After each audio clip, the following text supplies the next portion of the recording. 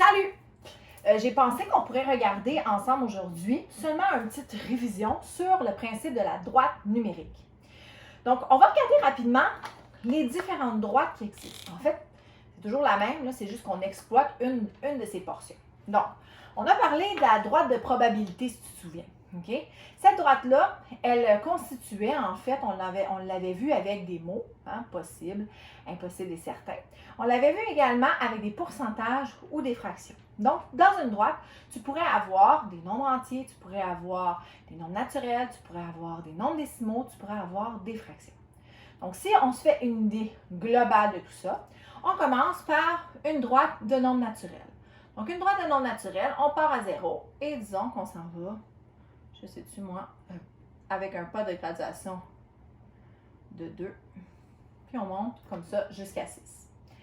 Si, à ce moment-là, on va à gauche du 0, on est rendu avec une droite de nombres entiers. Tu as remarqué que je fais toujours une flèche, c'est parce qu'en fait, les droites, c'est infini. Je pourrais les continuer à n'en plus terminer. Okay? À ce moment-là, j'ai le même pas de graduation, mais de l'autre côté, avec la même distance entre chacun de mes points, et on est du côté négatif. Maintenant, si je décide d'exploiter seulement une partie de ma droite, c'est-à-dire la portion décimale, ici, OK? Donc, je vais la grossir avec ma loupe, et ça devrait me donner quelque chose qui ressemble à ça. De 0 à 1, il y a une infinie combinaison possible de choses que l'on peut mettre. Okay? On pourrait dire que 0, c'est 0%, que 1, c'est 100%, qu'au centre, on serait à 50%. Okay?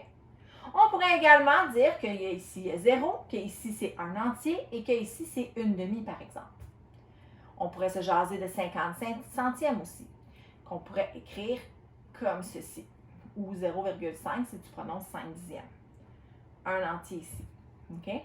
Donc, une droite, en fait, il y en existe de plusieurs sortes, mais c'est toujours la même que l'on exploite différemment. C'est tout ce que je voulais que tu vois à travers ça aujourd'hui.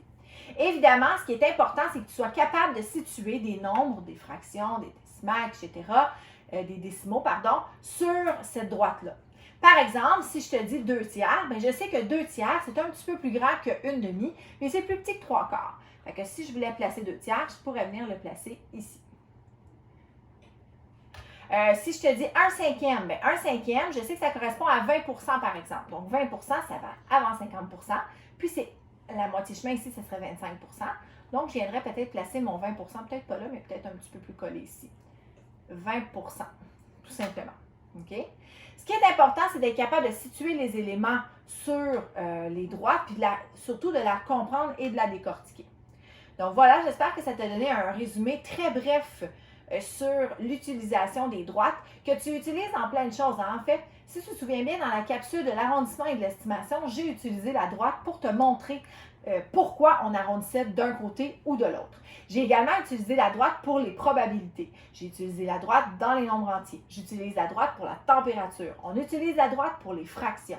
Alors, tu vois, la droite, ça sert vraiment souvent. Travaille le plus souvent possible avec la droite. Tu peux même l'utiliser pour calculer les durées de temps. Évidemment, ce ne sera pas cette droite-là, elle va être différente, mais tu peux utiliser également une droite numérique pour ça. La droite numérique te sert aussi dans les plans cartésiens et tu vas la retrouver également dans les diagrammes. Donc, c'est important de bien comprendre comment elle fonctionne. Donc, toujours, le pas de graduation doit demeurer le même tout le long et également, n'oublie pas que la distance entre tes deux points est la même tout le long. OK? Donc, j'espère que ça t'a donné un petit coup de main. Puis sur ce, bien, on se revoit à une prochaine capsule. Salut!